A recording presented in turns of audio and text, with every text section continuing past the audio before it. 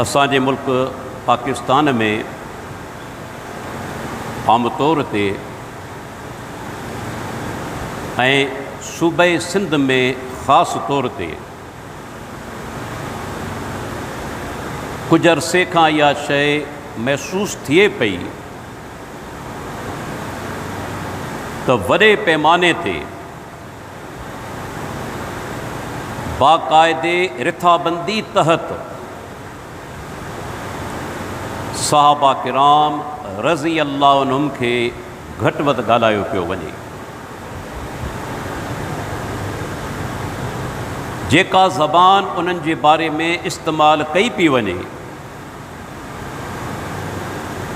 उहा ज़बान आउं यकीन सां चवां थो को चङो माण्हू कंहिं आम माण्हू जे बारे में बि इस्तेमालु न कंदो, लेकिन उन्हनि अज़ीम इंसाननि जिन जी तारीफ़ अल्लाह ताला कई, रब्बुल आलमीन जिन जे लाइ पंहिंजी रज़ामंदी जो ऐलान कयो, अल्लाह ताला जिन जे लाइ जन्नत जो ऐलान कयो, अल्लाह जे प्यारे पैगंबर जिन माण्हुनि जे ईमान जी गवाही ॾिनी ऐं उन्हनि खे जन्नती करार ॾिनाई, उन्हनि अज़ीम इंसाननि खे कुझु वक़्त खां बाक़ाइदे प्लानिंग ऐं मनसूबाबंदी तहत घटि वधि ॻाल्हायो पियो वञे। इंतिहाई अफ़सोस जो मुक़ाम आहे जो असांजे मुल्क में जेकॾहिं तव्हां कंहिं ज़िम्मेवार खे घटि वधि ॻाल्हायो त तव्हांखे यकदमि सज़ा मिलंदी, पर जेकॾहिं हिते सहाबा किराम रज़ी अल्लाह अन्हुम जहिड़नि अज़ीम इंसाननि खे गार गंद कई वञे, कंहिं बि मुजरिम खे अञा ताईं सज़ा कोन मिली आहे। केस दाख़िल थियनि था पर कुझु ई अरसे में उन्हनि खे ज़मानत ते रिहा कयो वञे थो ऐं बाद में उन्हनि खे आज़ादु कयो वञे थो। महसूसु ईअं थो थिए त ॼण बाक़ाइदे हुकूमत चाहे थी त अहिड़ा माण्हू सहाबा किराम रज़ी अल्लाह अन्हुम जे शान में गुस्ताखी कंदा रहनि। ये माण्हू चाहिनि था त पाकिस्तान जो जेको पुरअमन माहौल आहे उन जे अंदरि खाना जंगी थिए, फ़साद फितना पैदा थिए। जेकॾहिं इहा नियत न हुजे न हा त सही सिधी ॻाल्हि आहे अहिड़नि ॾोहारियुनि खे सख़्तु सज़ाऊं ॾिनियूं वञनि हा।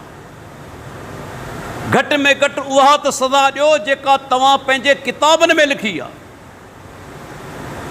लेकिन इन मुल्क जे अंदरि हिकिड़ो बरेलवी आलिम जेकॾहिं इज्तिहादी ख़ता जो लफ़्ज़ इस्तेमालु करे थो अञा ताईं जेल में आहे, ऐं ॿिए तरफ़ सहाबा किराम रज़ी अल्लाह अन्हुम ऐं उम्महातुल मोमिनीन खे घटि वधि ॻाल्हाइण वारा, गंदी ज़बान इस्तेमालु करण वारा उहे आज़ादु हलनि पिया। उन्हनि खे पूरी जेका सा माना ईअं चइजे छूट मिलियल आहे। अल्लाह ताला रहम फरमाए, छा नतीजो निकिरंदो? आख़िर हुक्मरान छा था चाहिनि? उन्हनि इंसाननि खे घटि वधि ॻाल्हायो वञे जिन जी पाकाई रब्बुल आलमीन बयानु कई। ऐं पहिरीं अचां थो क़ुरान करीम जी आयात ते। अल्लाह ताला सूरह हदीद जी आयत नंबर 10 में सहाबा किराम जा ॿ तबका ॿुधाया। फरमायाई ला यस्तवी मिनकुम मन अनफक मिन क़ब्लिल फ़त्ह व क़ातल उलाइक आज़मु दरजतम मिनल लज़ीन अनफकू मिन बाद व क़ातलू। अल्लाह ताला फरमाए थो अव्हां में यानी सहाबा किराम में जिन माण्हुनि मके जे फ़तह थियण खां अॻु में अल्लाह जे रस्ते में ख़र्च कयो ऐं अल्लाह जे रस्ते में क़िताल कयो, ऐं जिन मक्के जे फतह थियण खां पोइ अल्लाह जे रस्ते में ख़र्च कयो ऐं क़िताल कयो, इहे पाण में बराबरि न आहिनि। उन्हनि जो दर्जो मथां आहे जिन मक्के जे फतह खां अॻु में अल्लाह जे रस्ते में ख़र्च कयो ऐं अल्लाह जे रस्ते में जिहाद कयो। छो त उन दौर में अल्लाह जे नबी खे सुञाणण का मामूली ॻाल्हि कोन हुई।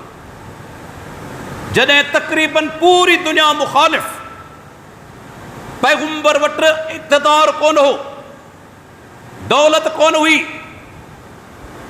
दुनियावी जाह जलाल कोन हो, उन वक़्तु सहाबा किराम अल्लाह जे प्यारे पैगंबर खे सुञातो या का मामूली ॻाल्हि कोन्हे।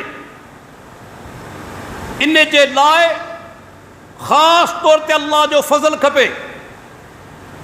सहाबा सुञातो, ईमान आंदो, प्यारे पैगंबर जी नुसरत कयाऊं, माली तौर ते, जानी तौर ते पंहिंजो इलाइक़ो उन्हनि छॾियो, ॿार बचा छॾिया, तकलीफ़ूं उन्हनि सठियूं, लेकिन साबित क़दम रहिया। ऐं ॿिया उहे सहाबा किराम जेके मके जे फतह थियण खां पोइ मुस्लमान थिया। अल्लाह चवे थो ॿई बराबरि कोन्हे।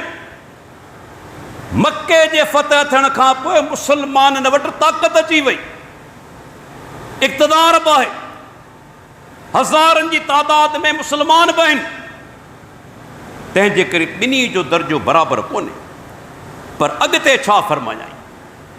वकुल्लुन वअदल्लाहुल हुस्ना।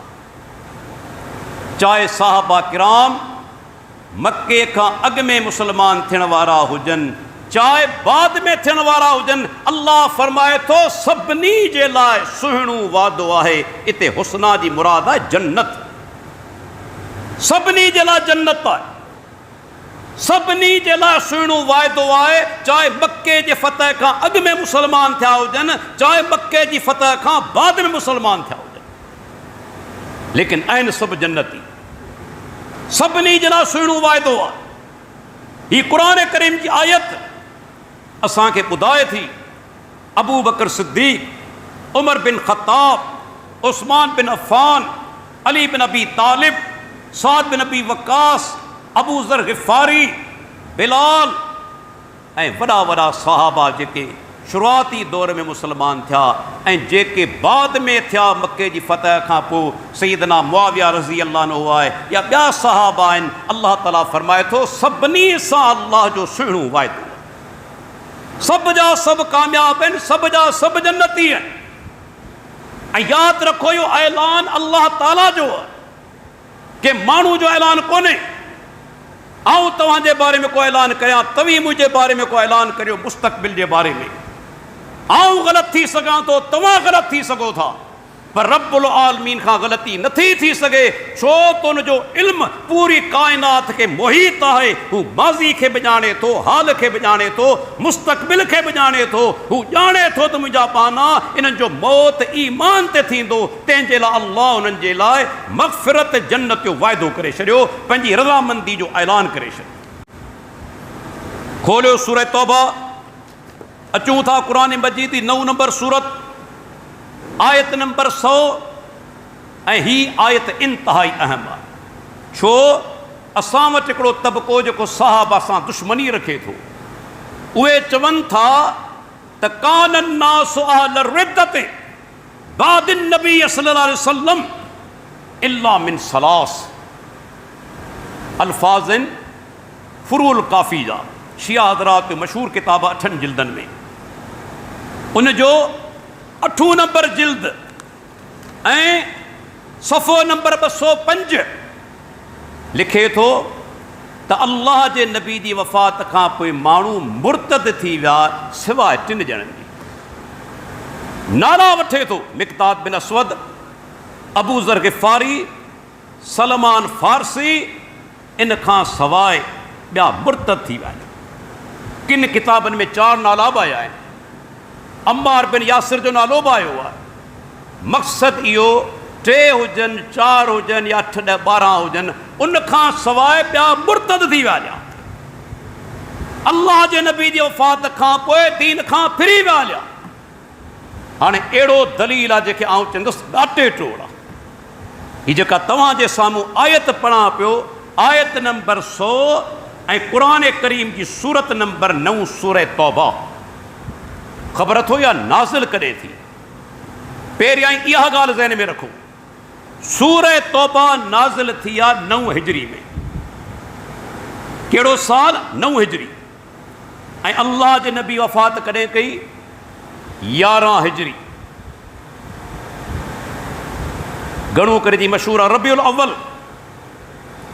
11 हिजरी जी शुरूआत में तव्हां चई सघो था त ही सूरत अल्लाह जे प्यारे पैगम्बर जी वफ़ात खां तक़रीबन पौणा 2 साल अॻु में नाज़िल थी। घणा साल? पौणा 2 साल। हाणे अल्लाह ताला छा थो फरमाए? फरमाए वस्साबिकूनल अव्वलून मिनल मुहाजिरीन वल अंसार वल्लज़ीन तबऊहुम बिइहसान।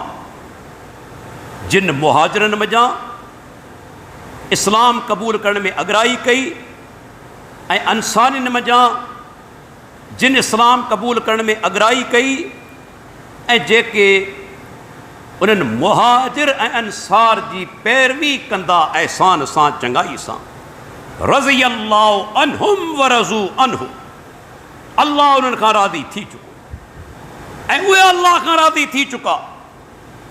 वअद्द लहुम जन्नातिन तजरी तहतल अनहार।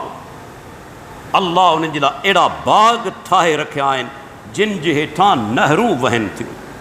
ख़ालिदीन फ़ीहा अबदा।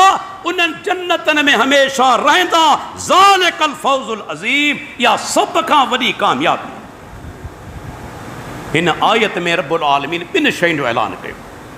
अल्लाह राज़ी थी चुको, जन्नत में उन्हनि खे अल्लाह ताला दाख़िल कंदो ऐं हमेशा जे लाइ रहंदा, कॾहिं निकिरंदा कोन। अल्लाह राज़ी बि थी चुको, रब्बुल आलमीन जन्नत बि अता कंदो, जन्नत में हमेशा रहंदा। हाणे सुवाल थो पैदा थिए, जेके चवनि था त अल्लाह जे नबी जी वफ़ात खां पोइ सहाबा मुर्तद थी विया वॾे तादाद में, उन्हनि खां सुवाल आहे बकौल तव्हांजे, जेके माण्हू हिन सूरत जे नाज़िल थियण खां पोइ पौणा 2 सालनि खां पोइ मुर्तद थियण वारा हुजनि, उन्हनि जे लाइ अल्लाह रज़ामंदी जो ऐलान कंदो? सोचियो तव्हीं। बकौल हिननि जे ही सूरत आख़िर में नाज़िल थी आहे। बरा बिन आज़िब चवे थो क़ुर जी जेका आख़िरी सूरत नाज़िल थी आहे, सही बुखारी जी हदीस, उहा सूरह तौबा आहे। माना पौणा 2 सालनि खां पोइ बकौल हिननि जे सहाबा मुर्तद थी विया नबी जी वफ़ात खां पोइ। नऊज़ बिल्लाह, अल्लाह खे ख़बर कोन हुई। माना अल्लाह जे इल्म ते हमिलो आहे। उहो रब्बुल आलमीन जेको अल अलीम आहे, हर शइ जो उनखे इल्मु आहे। का शइ उन खां लिकल कोन्हे, चाहे आसमाननि में हुजे चाहे ज़मीन जे अंदरि हुजे, रब्बुल आलमीन खां का शइ लिकल कोन्हे। छा नऊज़ बिल्लाह उन रब खे ख़बर न हुई त पौणा 2 सालनि खां पोइ इहे मुर्तद थी वेंदा हलिया? उन्हनि जे लाइ दाइमी रज़ामंदी जो ऐलान करे छॾियईं। ऐं यादि रखो, अल्लाह ताला जिन खां राज़ी थी वञे, अल्लाह उन खां पोइ उन्हनि ते जेको माना नाराज़ न थींदो। पाण रज़ामंदी जो ऐलान करे छॾे, उन खां पोइ नाराज़ न थींदो आहे। दलील सैयदना अब्दुल्लाह बिन अब्बास रज़ी अल्लाहु अन्हुमा, रिवायत फ़ज़ाइलुस सहाबा, इमाम अहमद बिन हंबल जो किताब ऐं 1168 नंबर हदीस। चवे थो त अल्लाह ताला जॾहिं रज़ामंदी जो ऐलान करे छॾियो, रब्बुल आलमीन चयो त अल्लाह उन्हनि खां राज़ी थी चुको आहे। हल हदसना अन्नहु सख़ित अलैहिम बाद। छा उन खां पोइ अल्लाह ताला असांखे ॿुधायो त रब उन्हनि ते नाराज़ थियो? छा उन खां पोइ अल्लाह ताला असांखे इहा ख़बर ॾिनी, अल्लाह असांखे इहा ॻाल्हि ॿुधाई त रब उन्हनि ते नाराज़ थी वियो? छा क़ुर करीम में अहिड़ी का आयत नाज़िल थी जंहिं रज़ामंदी खे मनसूख़ कयो हुजे? ही सैयदना अब्दुल्लाह बिन अब्बास, शेख वसीउल्लाह अब्बास जे तहक़ीक़ कई आहे मुस्नद अहमद ते, फ़ज़ाइल जेको सुमनात सहाबा ते, मुस्नद अहमद न बल्कि फ़ज़ाइल सहाबा ते उन सनद के हसन करार दी। वसीउल्लाह अब्बास जो माना मुदरिस है मक्के के अंदर चवे तो इन जी सनद हसन आहे। हाँ अब्दुल्ला बिन अब्बास रज़ी अल्लाह अन्हु जहिड़ो माण्हू चवे थो छा अल्लाह असांखे ॿुधायो अल्लाह उन ते नाराज़ थियो। ही आयत दलील आहे त सहाबा खां अल्लाह राज़ी थी चुको, उहे जन्नती आहिनि। ऐं क़ुर जी अॻ में आयत पढ़ियमि त चाहे मके जे फतेह थियण खां अॻ में मुसलमान थिया हुजनि चाहे बाद में थिया हुजनि, अल्लाह सभिनी जे लाइ सुहिणो वाइदो कयो आहे, जन्नत जो वाइदो कयो आहे। ऐं टी आयत फरमायाई लक़द रज़ी अल्लाहु अनिल मोमिनीन इज़ युबाइऊनक तहत शजरा। 6 हिजरी पाण सुगड़ा वञनि पिया उमरे जे लाइ, अफ़वाह फैलिजी वई, सैयदना उस्मान बिन अफ़ान खे शहीद कयो वियो आहे। सहाबा खे वणेठां गॾु कनि था, 1400 सहाबा खां बैत वठनि था। अबू बकर सिद्दीक़ बार उस्मान बिन अफ़ान जो हथ पाण रखनि था, तीअं उस्मान जो हथ आहे, छो त उस्मान त पाण वेलो न रज़ी अल्लाह मके वारनि तरफ़। उमर बिन ख़त्ताब आहे, अली बिन अबी तालिब आहे, मुग़ीरा बिन शोबा आहे, वॾा वॾा सहाबा, 1400 सहाबा। अल्लाह ताला छा फरमायो ऐं पैगंबर जिन माण्हुनि वण जे हेठां तुंहिंजे हथ ते बैत कई अल्लाह उन्हनि खां राज़ी थी चुको। अल्लाहु अकबर, केॾो वॾो ऐलान आहे, केॾो वॾो ऐलान आहे। जेके चवनि था टिन जेके माना सहाबा खां अलावा ॿिया सभु मुर्तद थी विया। 13 किताब शिया हज़रात जा नाला पेश करियां थो, सभु मुंहिंजी लाइब्रेरी में मौजूदु आहिनि ऐं सफ़ो नंबर जिल्द नंबर ॿुधाईंदो हलां। पहिरियों किताब फुरूल काफ़ी जिल्द नंबर 8 सफ़ो नंबर 205। ॿियो किताब अल इख्तिसास शेख मुफ़ीद जो सफ़ो नंबर 18। टियों किताब सुलैम बिन कैस कूफ़ी जो सफ़ो नंबर 83। चौथों किताब रिजालुल कशी अल्लामा कशी जो सफ़ो नंबर 17।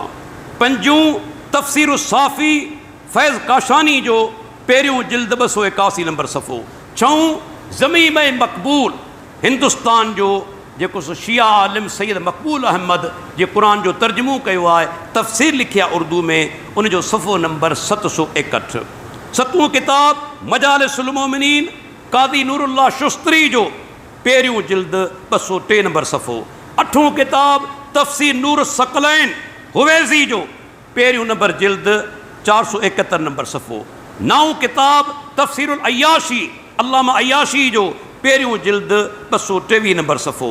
10हों किताब तफ़सीरुल बुरहान बहरानी जो ॿियो नंबर जिल्द 280 नंबर सफ़ो। 11हों नंबर अल अनवारुन नौमानिया अल जज़ारी जो पहिरियों नंबर जिल्द 87 नंबर मना सफ़ो। 12हों नंबर किताब मनाक़िब आले अबी तालिब इब्न शार आशूब जो 3 नंबर जिल्द 178 नंबर सफ़ो। ऐं 13हों किताब बिहारुल अनवार मुल्ला बाक़िर मजलिसी जो 22 नंबर जिल्द 422 नंबर सफ़ो। ही 13 किताब शिया हज़रात लिखनि था त अल्लाह जे नबी जी वफ़ात खां पोइ 3 या 4 सहाबा खे छॾे ॿिया दीन खां मुर्तद थी विया। मूंखे ॿुधायो केॾो वॾो हमिलो आहे सहाबा किराम, केॾो वॾो हमिलो आहे। ऐं हिकिड़ी ॿी ॻाल्हि ॿुधाईंदो हलां, इन में अल्लाह जी ज़ात ते बि हमिलो आहे, प्यारे पैगंबर जी ज़ात ते बि हमिलो आहे। तव्हां चवंदा कीअं? उनजो दलील आहे। पहिरीं अल्लाह जी ज़ात ते हमिलो त अल्लाह खे नऊज़ बिल्लाह मुस्तक़बिल जी ॼाण कोन हुई ऐं रज़ामंदी जो ऐलान करे छॾियईं। नऊज़ बिल्लाह सहाबा मुर्तद थी विया, अल्लाह खे मुस्तक़बिल जी ॼाण कोन हुई। अल्लाह जी ज़ात ते उन इल्म ते हमिलो थियो न, रब ॾांहुं नक़्स मनसूब कयो वियो।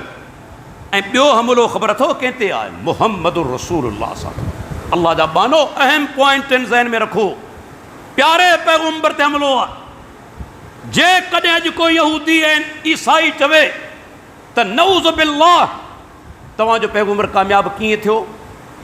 जॾहिं तुंहिंजी वफ़ात खां पोइ 3-4 ॼणा छॾे ॿिया सभु मुर्तद थी विया हुआ, तव्हीं कहिड़ो जवाबु ॾींदा? कहिड़ो तव्हीं जवाबु ॾींदा? हिकिड़ो काफ़िर एतिराज़ करे, हालांकि अल्लाह ताला पंहिंजे प्यारे पैगंबर जो फ़र्ज़ मनसबी ॿुधायो आहे, वयो ज़कीहिम, पंहिंजे साथियुनि जो तज़कियो करे थो, पाक करे थो, क़ुरान ऐं हिकमती तालीम ॾिए थो, कुरान जो आयतूं तिलावत करे थो, जे कॾहिं नऊज़ बिल्लाह 3-4 ॼणा बचिया ॿिया मुर्तद थी विया, अस्तग़फिरुल्लाह सुम अस्तग़फिरुल्लाह, पोइ नबी तज़कियो कयो, सोचियो, पोइ पैगम्बर तज़किये में कामयाब थियो, 3-4 ॼणा रहिया, ॿिया नऊज़ बिल्लाह सभु मुर्तद थी विया। मालूम थियो इहो नज़रियो प्यारे पैगम्बर ते हमलो आहे। उनखां पोइ अचूं था दोस्तो सहाबा किराम रज़ी अल्लाह अन्हुम जे बारे में हिकिड़ी क़ुरान जी ॿी आयत बि आऊं उन में जा आम इस्तदलाल करे सघां थो ऐं उलमा बि कयो आहे। अल्लाह ताला फरमाए थो वल्लज़ीन योज़ूनल मोमिनीन वल मोमिनात बिग़ैर मक्तसबू फ़क़द इहतमलू बुहतानन व इस्मम मुबीना। सूरह अहज़ाब जी 58 नंबर आयत अल्लाह ताला फरमाए थो जेके मोमिननि खे ईज़ा ॾियनि था, मर्दनि खे ऐं औरतनि खे, बग़ैर मक्तसबू, उन्हनि अहिड़ो को कमु कयो बि कोन्हे, गुनाह बि उन्हनि कोन कयो आहे, उन जे बावजूदि उन्हनि खे ईज़ा ई नथा, फ़क़द इहतमलू बुहतानन व इस्मम मुबीना, उन्हनि बोहतान जो ऐं पधरे गुनाह जो बार पंहिंजे सिर ते खयो आहे। हाणे साहबा मोमिन आहिनि या कोन्हनि, उम्महातुल मोमिनीन मोमिनात आहिनि या कोन्हनि, उनखे गार ॾियण वारो पंहिंजे सिर ते वज़न खणे पिया कोन पियो खणे, गार ॾियनि पिया, घटि वधि गलीज़ ज़बान इस्तेमालु कनि पिया, पंहिंजे सिर ते वज़न खणनि पिया या कोन पिया खणनि। हीअ क़ुरान करीम जी आयत आहे। ऐं उनखां पोइ ॿुधाईंदो हलां दोस्तो अल्लाह जे प्यारे पैगम्बर जूं केतिरियूं हदीसूं आहिनि जेके साहबा जी अज़मत खे बयानु कनि थियूं, उनजो मक़ाम बयानु कनि थियूं। पहिरीं हदीस सही बुख़ारी जी 3673 नंबर हदीस, पाण सुगरा फरमाइनि था ला तसुब्बू असहाबी, बुख़ारी में मौजूदु आहे, मुस्लिम में, केतिरनि किताबनि में, मुंहिंजे साहबा खे घटि वधि न ॻाल्हाए। अल्लाह जो नबी पैगम्बर आहे न, पैगम्बर ते वही ईंदी आहे, मुस्तक़बिल जा हालात ॿुधाया वेंदा आहिनि, ग़ैब जूं ख़बरूं ॾिनियूं वेंदियूं आहिनि। अल्लाह जे नबी खे बज़रिए वही मालूम हो अहिड़ा माण्हू ईंदा जेके साहबा खे घटि वधि ॻाल्हाईंदा। मुंहिंजे साहबा खे घटि वधि न ॻाल्हाइजो, छो लौ अन अहदकुम अनफ़क़ मिस्ल उहदिन ज़हबन मा बलग़ मुद्द अहदिहिम वला नसीफ़हु। छा अल्लाह जे नबी मिसाल ॾिनी, पाण सुगरा फरमाइनि था अव्हां मां को माण्हू जेको सहाबी न आहे, जबल उहद जेतिरो सोन अल्लाह जे रस्ते में ख़र्च करे छॾे। जबल उहद तक़रीबन 6 किलोमीटर डिघो आहे। दुनिया जी कहिड़ी साहिमी आहे जेका वज़न करे सघे, जेका वज़न करे सघे। इहो जेकॾहिं जबल सॼो सोन जो थी वञे छा क़ीमत थींदी, को अंदाज़ो करे सघो था।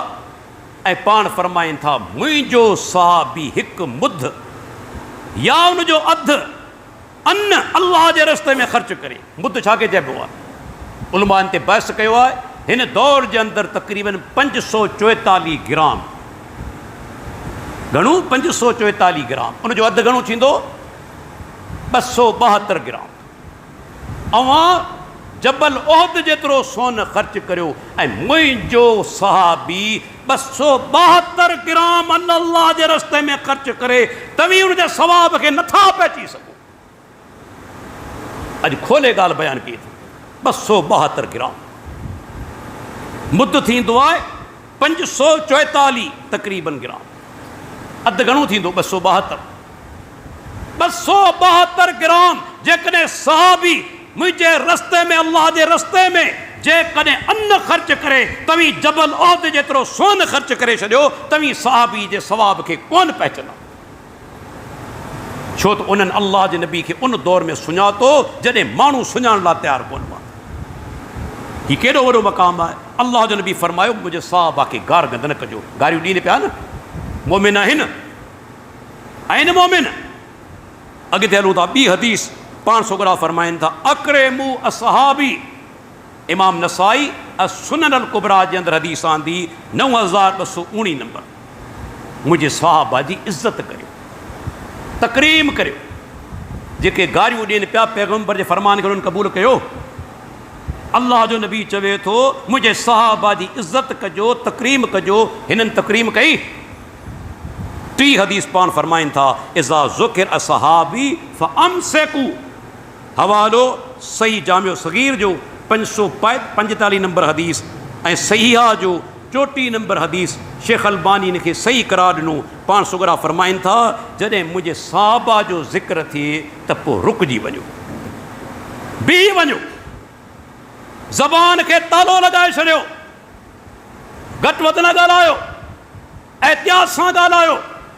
जॾहिं मुंहिंजे साहबा जो ज़िक्र थिए इहा ई ॻाल्हि आहे। तव्हां जॾहिं असांजा असलाफ़ न जा किताब खणंदो, शेखुल इस्लाम इब्न तैमिया जो किताब ॾिसो, इमाम साबुनी जो किताब ॾिसो, अल्लामा तहावी जो किताब ॾिसो, वॾा वॾा मुहद्दिस उन्हनि किताब लिखिया आहिनि अहले सुन्नतुल जमात जे अक़ीदे ते। उन्हनि सभिनी हिकिड़ो जुमिलो बयानु कयो आहे। कहिड़ो जुमिलो? त सहाबा जा जेके पाण में इख़्तिलाफ़ात थिया उन ते ज़बान खे तव्हीं कंट्रोल में रखो, कंट्रोल में ज़बान खे रखो, इन ॻाल्हि में ज़्यादा बहस न करियो, मतां सहाबा जी तौहीन करे न वियो। तक़रीबन जेके अक़ीदे ते किताब लिखियल आहिनि अॼु खां 100 साल अॻु में उन्हनि उलमा चयो आहे त सहाबा जा जेके मुशाजरात हुआ, इख़्तिलाफ़ात हुआ, उन में पंहिंजी ज़बाननि ते कंट्रोल रखो, मतां बदगुमानियूं पैदा थियूं, दीन खां निकिरी वेंदा आहिनि। छो? कॾहिं सोचियो त सही ही क़ुर करीम असां ते पहचाइण वारा केरु आहिनि? सहाबा। हदीसूं असां ते पहचाइण वारा केरु आहिनि? सहाबा। जेकॾहिं सहाबा नऊज़ बिल्लाह ग़लति माण्हू हुआ, मुर्तद हुआ, अस्तग़फिरुल्लाह, या मुनाफ़िक़ हुआ, अल्लाह ताला महफ़ूज़ रखे, त मूंखे ॿुधायो जेके शयूं हुननि असां ताईं पहुचायूं आहिनि क़ुर या हदीस, छा उहे शयूं सही हूंदियूं? जॾहिं पहचाइण वारा ई सही कोन हुआ त पहतल शयूं कीअं सही हूंदियूं? तव्हां ॾिसो केॾो ख़तरनाक हमिलो आहे। जेके सहाबा खे घटि वधि ॻाल्हाइनि था से हक़ीक़त में दीन इस्लाम जे बुनियाद खे डायनामेट करे रहिया आहिनि, दीन इस्लाम जो बुनियाद ख़तमु करे रहिया आहिनि, असांजो तालुक़ प्यारे पैगंबर खां टोड़े रहिया आहिनि, छो त तालुक़ ई टुटी वेंदो हुयो। अल्लाह अकबर। अल्लाह जे नबी जी ॿी हदीस ॿुधाईंदो हलां। हदीस आहे जेके शेख अलबानी रहमतुल्लाह अलैह हसन करार ॾिनो पंहिंजे किताब सहिया जे अंदरि 2340 नंबर हदीस। पाण सुगरा फरमाइनि था मन सब असहाबी फअलैहि लानतुल्लाहि वल मलाइकति वन नास अजमईन। जेको माण्हू मुंहिंजे सहाबा खे गार गंद करे उन ते अल्लाह जी लानत हुजे, मलाइकनि जी लानत हुजे ऐं सभिनी इंसाननि जी लानत हुजे। ई प्यारे पैगंबर फरमान। लानत जा हक़दार उहे पाण आहिनि जेके सहाबा ते लानतूं मोकिलीनि था, उहे पाण लानत जा हक़दार आहिनि। ऐं सैयदना अब्दुल्लाह बिन उमर छा चई वियो? रिवायत इमाम इब्न माजा आंदी, इब्न माजा जे अंदरि 162 नंबर हदीस, ऐं इमाम अहमद बिन हंबल फ़ज़ाइल साहबा जे अंदरि आंदी 15 नंबर हदीस। सही हदीस आहे। सैयदना अब्दुल्लाह बिन उमर चवे थो ला तसुब्बू असहाब मुहम्मदिन, अल्लाह जे नबी जे साहबा खे गार गंद न करियो, घटि वधि न ॻाल्हायो। फल मुक़ाम अहदिहिम सातन ख़ैरुम मिन अमल अहदिकुम उमरहु।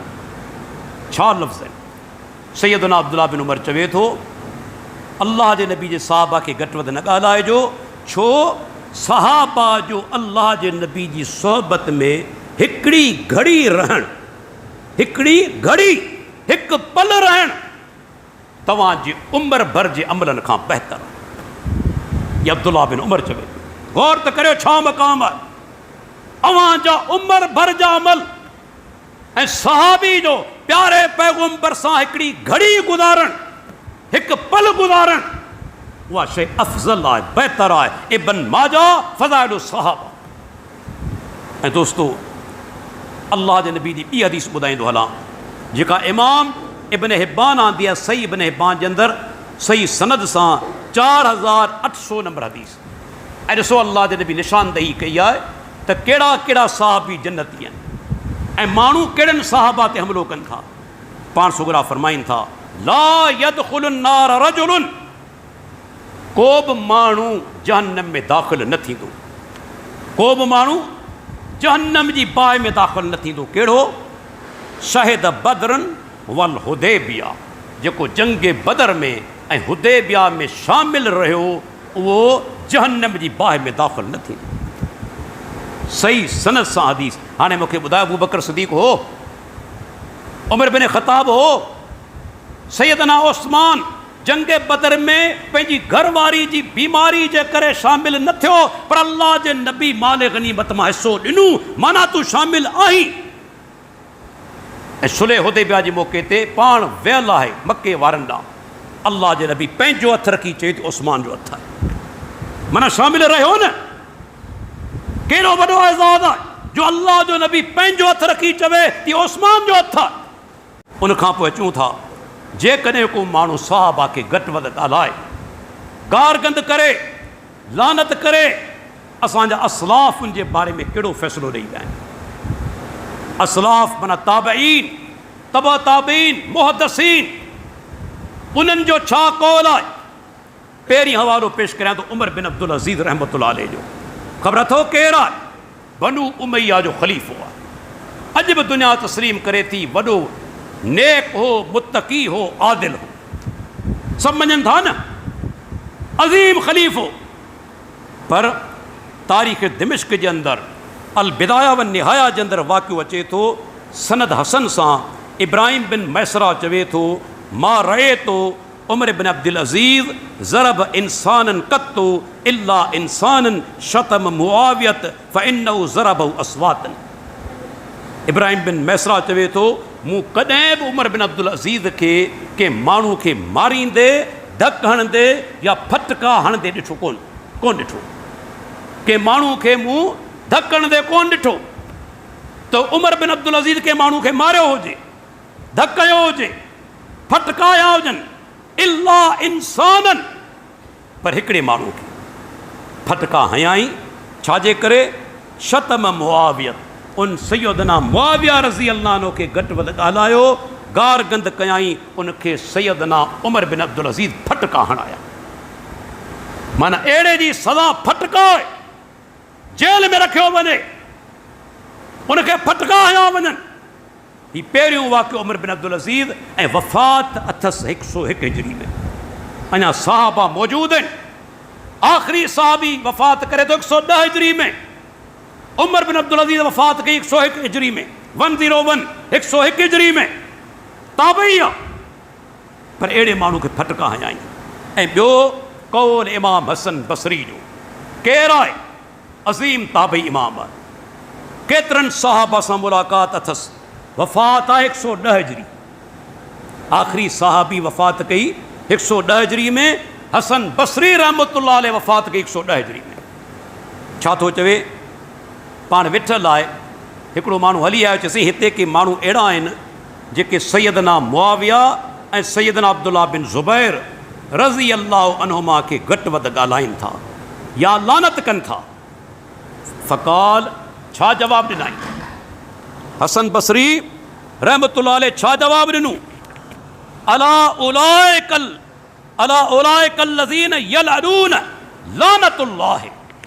तारीख़ दिमिश्क 59 नंबर जिल्द 206 नंबर सफ़ो, 206 नंबर सफ़ो। सैयदना हसन बसरी रहमतुल्लाह अलैह फरमायो, जेके लानत कनि था इन्हनि मथे अल्लाह जी लानत हुजे। जेके सहाबा ते लानत कनि था इन्हनि मथे अल्लाह जी लानत हुजे। केरु आहे चवण वारो? हसन बसरी रहमतुल्लाह अलैह। तारीख़ दिमिश्क 59 नंबर जिल्द 206 नंबर सफ़ो, सही सनद सां। ही ॿियो वाक़ियो। हलो से अॻिते टियों वाक़ियो। इमाम अहमद बिन हंबल वफ़ात 241 हिजरी, 3 सदी हिजरी जो अज़ीम मुहद्दिस।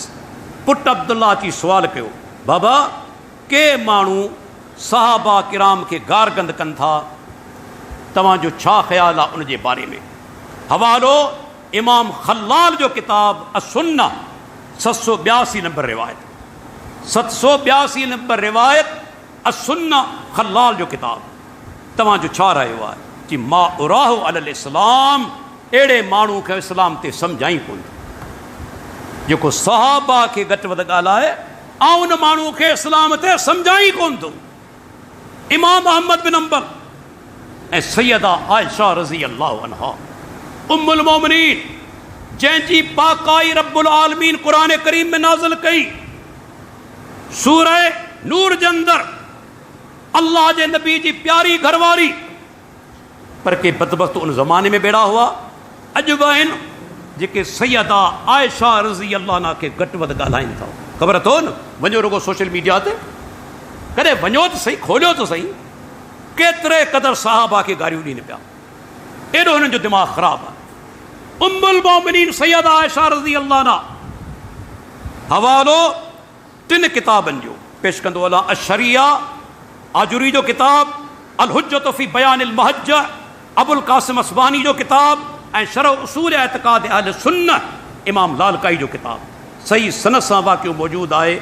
सैयदा आयशा रज़ी अल्लाह अन्हा वटि हिकिड़ो माण्हू हली आयो कि उम्मुल मोमिनीन, हिकिड़े माण्हू तव्हांजे बारे में बदज़बानी कई पे, ख़राबु ॻाल्हायाई पे, त मूं हुनखे चयो सैयदा आयशा मोमिननि जी माउ आहे। तॾहिं हुन चयो त मुंहिंजी माउ कोन्हे, मुंहिंजी वालिदा कोन्हे।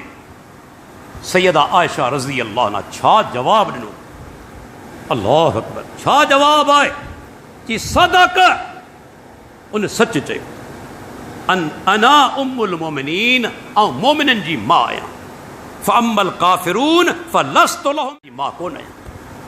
छा जवाबु ॾिना? ऐं मोमिननि जी माउ आहियां, काफ़िरनि जी माउ कोन आहियां। हुन ॻाल्हि सची कई आहे। अल्लाह अकबर। उन खां पोइ ॿियो हवालो ॾींदो हलां।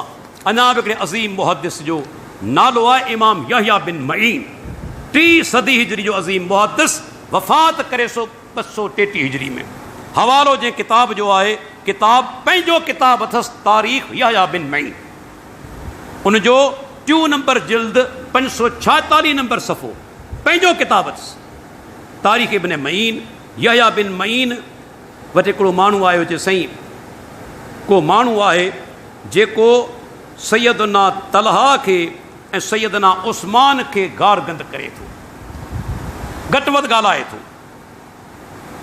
तव्हां छा था चओ कि कुल्लु मई यशदुमु उस्मान और तलहत और अहदिम मिन असहाबिन नबी सल्लल्लाहु अलैहि वसल्लम ला युक्तबु अनहु व अलैहि लानतुल्लाहि वल मलाइकति वन नास अजमईन। इमाम यहया बिन मईन चयो, जेकॾहिं को माण्हू सैयदना उस्मान खे, सैयदना तलहा बिन उबैदुल्लाह खे या कंहिं बि सहाबी खे गार गंद करे थो, उन खां हदीस कोन वरिती वेंदी, उन जी हदीस कोन लिखी वेंदी, ऐं उन ते अल्लाह जी, मलाइकनि जी ऐं सभिनी इंसाननि जी लानत हुजे। इमाम यहया बिन मईन, इहे असांजा असलाफ आहिनि, 3 सदी हिजरी जो माण्हू आहे, सही सनद सां वाक़ियो। ऐं उन खां पोइ इमाम रबी बिन नाफ़े 241 हिजरी में वफ़ात करे थो, अज़ीम मुहद्दिस आहे। इन जो बि तालुक़ 3 सदी हिजरी सां आहे। उन जो अज़ीम कौल आहे। अॼु तव्हां नोट कयो हूंदो, जेके सहाबा ते हमिलो कंदा आहिनि, उहे पहिरीं इब्तिदा कंदा आहिनि सैयदना मुआविया रज़ी अल्लाह अन्हु खां। जी बदबख्त मोहम्मद अली मिर्ज़ा आहे, मरी वियो इसाक़ दालवाला, इन्हनि सभिनी पहिरीं स्टार्ट वरितो अमीर मुआविया रज़ी अल्लाह अन्हु खां, पोइ अॻिते वधंदा आहिनि, शेखैन ताईं पहुचंदा आहिनि, अबू बकर सिद्दीक़ ताईं, उमर बिन ख़त्ताब ताईं रज़ी अल्लाह अन्हुमा, पर इब्तिदा कंदा आहिनि सैयदना मुआविया खां। हाणे इमाम रबी बिन नाफ़े छा चई, छा असांजा सलाफ जो फ़हम, छा अल्लाह उन्हनि खे दीन जी सम्झ ॾिनी हुई? उनजो कौल आहे, मुआवियतो सितरुन ले असहाबे रसूलिल्लाह सल्लल्लाहु अलैहि वसल्लम। सैयदना मुआविया रज़ी अल्लाह अन्हु सहाबा जे लाइ पर्दो आहे, सभिनी सहाबा जे लाइ छा आहे? पर्दो आहे। इज़ा कशफर रजुल सितर, जॾहिं को माण्हू पर्दे खे खोलींदो, हटाईंदो या फाड़ींदो, इज तरह अला मा वराहु, पोइ छा कंदो? पर्दे जे पोयां जेकी कुझु आहे उन ते जुरतमंद थी वेंदो, वधीक हमिलो कंदो। पहिरीं स्टार्ट वठंदो सैयदना मुआविया खां। ॾिसो अज़ीम ॻाल्हि करे वियो न। अॼु बि जेके सहाबा ते हमिलो कंदा आहिनि, पहिरियां ई इब्तिदा कंदा आहिनि सैयदना मुआविया रज़ी अल्लाह अन्हु खां, बाद में अॻिते वधी ॿियनि सहाबा खे बि घटि वधि ॻाल्हाईंदा। इहे असांजा असलाफ हुआ, ऐं केतिरे क़दुरु अल्लाह उन्हनि खे दीन जी सम्झ ॾिनी हुई, केतिरे क़दुरु उन्हनि सहाबा किराम जो मक़ाम बयानु कयो। ऐं हाणे अचूं था शिया हज़रात जे किताबनि ॾांहुं, त उन्हनि में साहबा जे बारे में मनफ़ी ॻाल्हियूं बि लिखियल आहिनि, पर किथे मुस्बत ॻाल्हियूं बि लिखियल आहिनि, मुस्बत ॻाल्हियूं बि लिखियल आहिनि। छा उन्हनि इन्हनि मुस्बत ॻाल्हियुनि खे वरितो? पहिरियों हवालो नहजुल बलागा जो, जंहिंजे बारे में शिया हज़रात चवंदा आहिनि त इहो सैयदना अली इब्न अबी तालिब जो पंहिंजो किताबु आहे। उनखे मञनि था, तस्लीम कनि था। हाणे उनजो ख़ुतबो नंबर 204। सैयदना अली रज़ी अल्लाह खे ख़बर पई त संदन साथियुनि मञा के माण्हू जंग सफ़ीन जे मौक़े ते शाम वारनि खे घटि वधि पिया ॻाल्हाइनि। सैयदना मुआविया जो तालुक़ु कंहिंसां हो? शाम सां।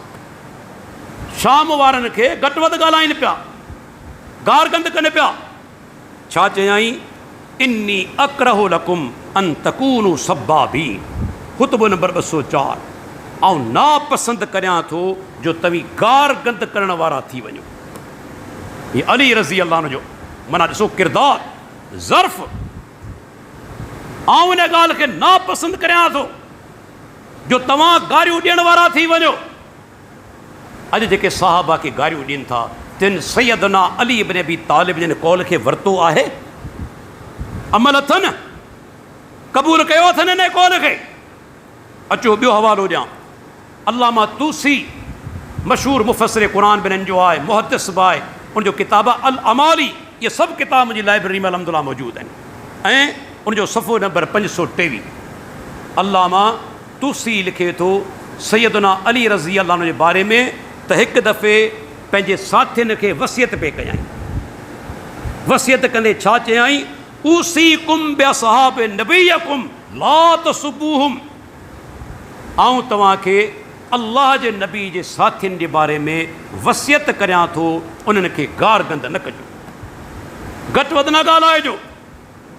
हीउ ॿियो हवालो। ऐं टियों हवालो बिहारुल अनवार, मुल्ला बाक़िर मजलिसी जो किताब मुंहिंजी लाइब्रेरी में मौजूदु आहे। 55 जिल्दनि में, 55 जिल्द आहिनि, 110 उनजा हिसा आहिनि। उनजो 76 नंबर जिल्द, 392 नंबर सफ़ो, उन ते हदीस लिखियलु आहे अल्लाह जे प्यारे पैगम्बर जी। इन्हनि जो किताबु आहे। छा लिखियलु आहे त अल्लाह जे नबी फरमायो, मन सब असहाबी जोलेद, जेको मुंहिंजे सहाबी खे घटि वधि ॻाल्हाए उनखे फटका हया वेंदा, उनखे कोड़ा हया वेंदा। हीउ शिया हज़रात जो पंहिंजो किताबु आहे। उनखां पोइ दोस्तो अज़ीम वाक़ियो ॿुधाईंदो हलां। ख़बर पवंदी त अहले बैत साहबा सां केॾी मोहबत कंदा हुआ। अव्हांखे वाक़िया कोन ॿुधाईंदा, इहे वरी तव्हांखे हितां ॿुधण जे लाइ मिलंदा। हिन स्टेज तां हवालो जे किताब जो, किताब आहे कशफुल गुम, अल्लामा अरबली जो, शिया आलिम, 2 जिल्दनि में। ॿियो नंबर जिल्द 78 नंबर सफ़ो मुंहिंजी लाइब्रेरी में मौजूदु आहे। सैयदना अली बिन हुसैन इमाम ज़ैनुल आबिदीन वेठल आहे। तेसि ताईं इराक़ मञा कुझु माण्हू हली आया, फितनेबाज़ घणो करे अहले इराक़ रहिया आहिनि। हली आया, छा था चवनि? अबू बकर सिद्दीक़, उमर बिन ख़त्ताब, उस्मान बिन अफ़ान, उन्हनि जे बारे में ख़राब ज़बान इस्तेमालु करणु लॻा। ख़राब ज़बान। इमाम ज़ैनुल आबिदीन जेको सैयदना हुसैन रज़ी अल्लाह जो पुटु आहे, हिते छा चयो कि ॿुधो मूंखे ॿुधायो, जवाबु ॾियो। छा तव्हीं मुहाजिरीन मञा आहियो जिन हिजरत कई मके खां मदीने अल्लाह जे नबी जे दौर में? उन्हनि में शामिलु आहियो? जे मुहाजिर कोन आहियूं। जे अंसार में शामिलु आहियो जिन मुहाजिरीन जी मदद कई, नुसरत कई, ताईद कई? जे असां उन्हनि में बि कोन आहियूं। जी ॻाल्हि ॿुधो, न मुहाजिरनि में शामिलु आहियो, न अंसार में शामिलु आहियो, त पोइ आउं शायदि ई ॾियां थो रब्बुल आलमीन सूरह हशर जे अंदरि जेको टियों दर्जो माण्हुनि जो ॿुधायो आहे, वल्लज़ीन जाऊ मिन बादिहिम यक़ूलून रब्बना इग़फ़िर लना व लिइख़वानिना अल्लज़ीन सबक़ूना बिल ईमान वला तजल फ़ी क़ुलूबिना ग़िल्लन लिल्लज़ीन आमनू रब्बना इन्नका रऊफ़ुर रहीम। अल्लाह ताला पहिरीं मुहाजिरनि जो ज़िक्र कयो, पोइ अंसार जो ज़िक्र कयो, पोइ टियों तबक़ो अल्लाह ताला फ़रमाए थो इन्हनि जे पोयां अचण वारा जेके दुआऊं घुरंदा, ऐं रब असांजा जेके असांजा मोमिन भाइर ईमान जी हालत में गुज़ारे चुका, तिन जा गुनाह माफ़ कर। तॾहिं छा चयो इमाम ज़ैनुल आबिदीन? ऐं शायदि ई ॾियां थो तूं इन 3 दर्जे में बि शामिलु कोन्हे। दुआ ॾियण वारो तव्हां कोन आहियो, तव्हां तनक़ीद करण वारा आहियो, तव्हां साहबा खे दुआ ॾियण वारा कोन आहियो, तव्हां त उल्टो तनक़ीद करण वारा आहियो। तव्हां इन तबक़े में शामिलु कोन आहियो। उखरुजू अन्नी फ़अलल्लाहु बिकुम, मूंखां उथी वञो, निकिरी वञो, जंहिंजा लाइक़ कयो अल्लाह तव्हां सां उहो ई करे, जंहिंजा हक़दार आहियो अल्लाह उहो ई तव्हां सां करे। उखरुजू अन्नी, मूंखां उथी वञो, रवाना थी वञो। कशफुल गुम्मा जिल्द नंबर 2 76 नंबर सफ़ो। ऐं दोस्तो ॿी ॻाल्हि ॿुधाईंदो हलां त असांजा जेके हनफ़ी दोस्त आहिनि उन्हनि जे किताबनि में तमामु सख़्तु फ़तवाऊं आयल आहिनि जेके माण्हू सहाबा खे घटि वधि ॻाल्हाइनि था। इमाम इब्नुल हम्माम मशहूरु हनफ़ी फ़क़ीह आहे, उन हिदाया जी शरह लिखी आहे फ़तुल क़दीर जे नाले सां। उनजो जिल्द नंबर 1 304 नंबर सफ़ो। इब्नुल हम्माम तमामु हिकिड़ो ज़बरदस्त क़िस्म जो फ़क़ीह आहे हनफ़ी मज़हब जो। चवे थो वमन अनकर ख़िलाफ़त सिद्दीक़, जे अबू बकर सिद्दीक़ ख़िलाफ़त जो इनकार कयो, औ उमर या उमर रज़ी अल्लाह अन्हु जी ख़िलाफ़त जो इनकार कयाई, फ़हुव काफ़िर, उहो काफ़िर आहे। केरु थो चवे? इब्नुल हम्माम। ॿियो हवालो इब्न नुजैम जो किताब जंहिंखे अबू हनीफ़ा सानी चइबो आहे, अल बहरुर राइक़, मशहूरु किताब आहे, 5 नंबर जिल्द 126 नंबर सफ़ो।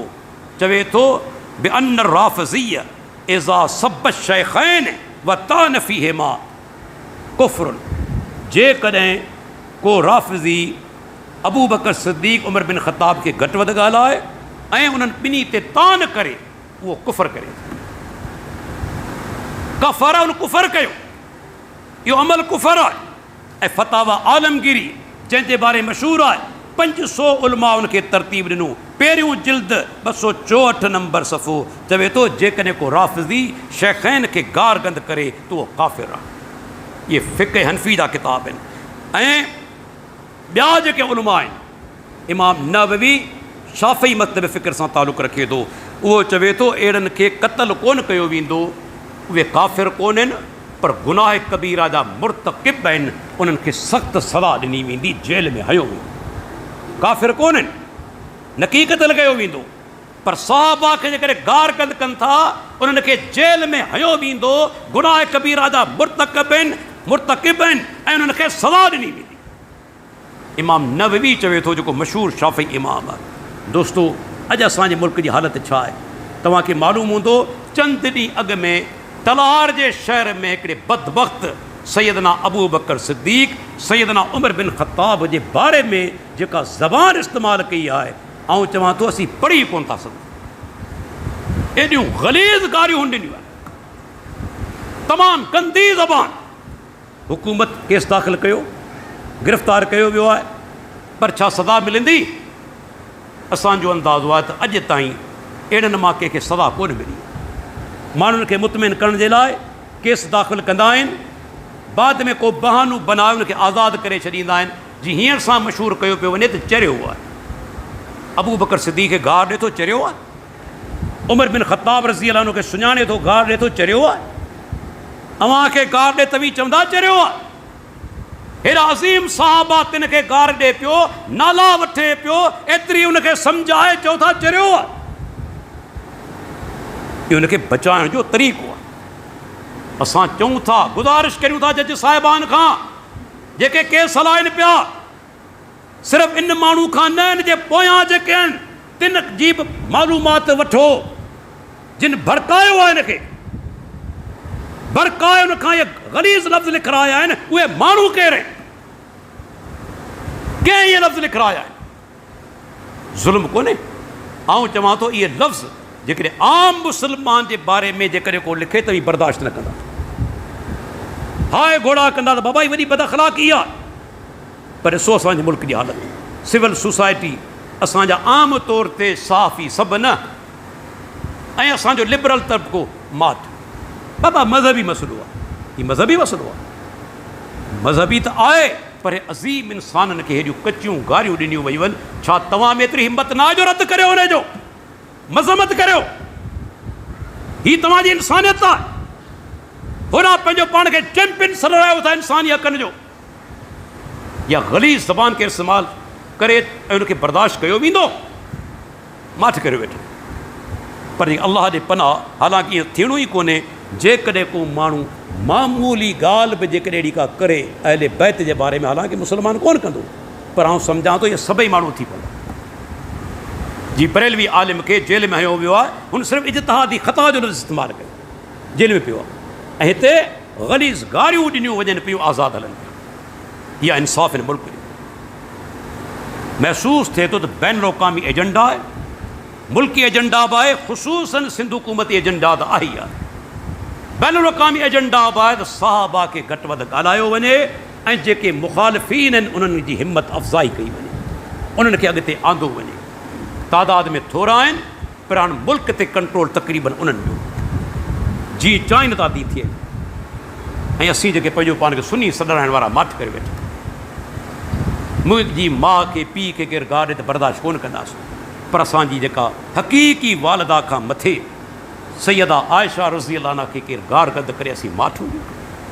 अबू बकर सिद्दीक़ उमर बिन ख़त्ताब उस्मान बिन अफ़्फ़ान असांजा रूहानी वालिद आहिनि उन्हनि खे केरु गार ॾे असीं माठूं इहो असांजो ईमान आहे इहो असांजो ईमान आहे ऐं कॾहिं इंतिज़ामिया वेही फ़ैसिलो करे त फ़साद कराइण वारो केरु आहे ऐं चवणु चाहियां थो उन्हनि खे केरु थो फ़साद कराए अहले सुन्नत जो माण्हू चाहे बरेलवी हुजे चाहे देवबंदी हुजे चाहे अहले हदीस हुजे कॾहिं अहले बैत जे बारे में मामूली खां मामूली गुस्ताखी जो तसवर नथो करे सघे तसवर कंदो कॾहिं बि न हाणे शुरूआत किथां थी थिए केरु थो शुरूआत करे फ़साद केरु थो पैदा करे जेके साहबा खे गारियूं ॾियनि था ॾुहारी त पधरा पिया आहिनि पुछो छा था पधरा पिया आहिनि ॾुहारी केरु आहे शुरूआत करण वारो जेके साहबा खे गारियूं ॾियनि था उहे ई शुरूआत करण वारा आहिनि उहे ई फ़साद पखेड़ण वारा आहिनि ऐं मुल्क जे अंदरि फ़साद पखेड़णु चाहिनि था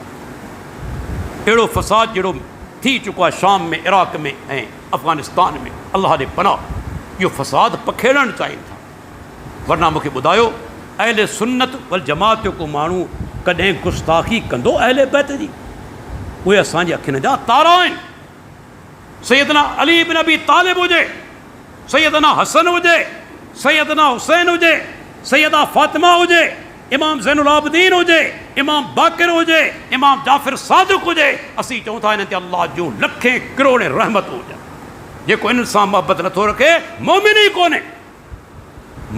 कोन्हे जंहिंजी मोहबत न आहे पर दोस्तो इहा कहिड़ी हुब अहले बैत आहे जो तव्हीं वरी बदिले में साहबा खे गारियूं ॾियो हाणे वेही फ़ैसिलो करियो त इब्तिदा करण वारो केरु आहे बाहि भड़काइण वारो केरु आहे ॻाल्हि पधरी पई आहे उन्हनि माण्हुनि खे तव्हां कंट्रोल करियो इंशाअल्लाह हिन मुल्क में कॾहिं फ़साद कोन थींदो कॾहिं फितनूं कोन थींदो कंट्रोल इन्हनि खे करियो जेके साहबा जे बारे में ख़राबु ज़बान इस्तेमालु कई हालांकि साहबा अहले बैत जूं पाण में मोहबतूं हुयूं केतिरा दफ़ा मूं वाक़िया बयानु कया आहिनि सैयदना अली मुर्तज़ा सैयदना अबू बकर ते बैत कई पोयां निमाज़ूं पढ़ंदो रहियो उहिदो क़बूल कयईं चीफ जस्टिस जो फ़ैसिला कंदो रहियो सैयदना उमर बिन ख़त्ताब शादी कई उम्मे कुलसूम सां रज़ी अल्लाह अन्हा सां 30 किताबनि जा मूं हवाला ॾिना आहिनि शिया हज़रात जा 30 किताब मसाइल जो हल ॻोल्हियो अथनि इन निकाह जा अल्लाह को एॾियूं मोहबतूं नाला पंहिंजे औलाद ते रखिया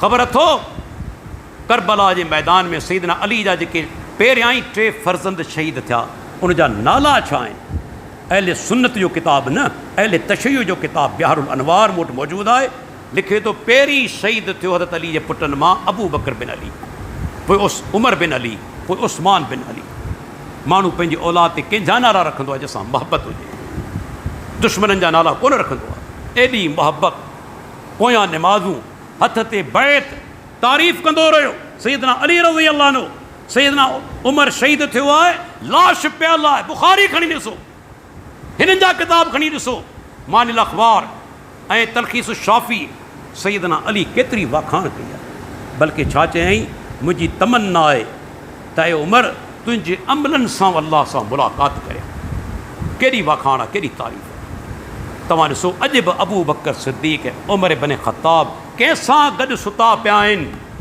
इहा का मामूली ॻाल्हि कोन्हे इहो तुंहिंजो ऐं मुंहिंजो फ़ैसिलो कोन्हे अबू बकर सिद्दीक़ उमर बिन ख़त्ताब कंहिंसां गॾु सुतल आहिनि मोहम्मद रसूलुल्लाह सां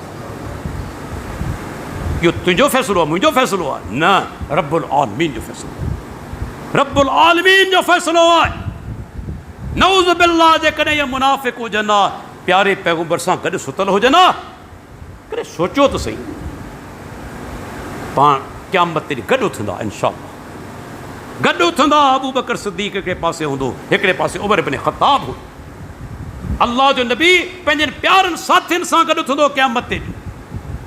दोस्तो, तंहिंजे करे तमामु घणो ज़रूरी आहे त असां हिन दौर जे अंदरि ही वॾो फितनो आहे सहाबा खे गार गंद करण वारो, इन जे बारे में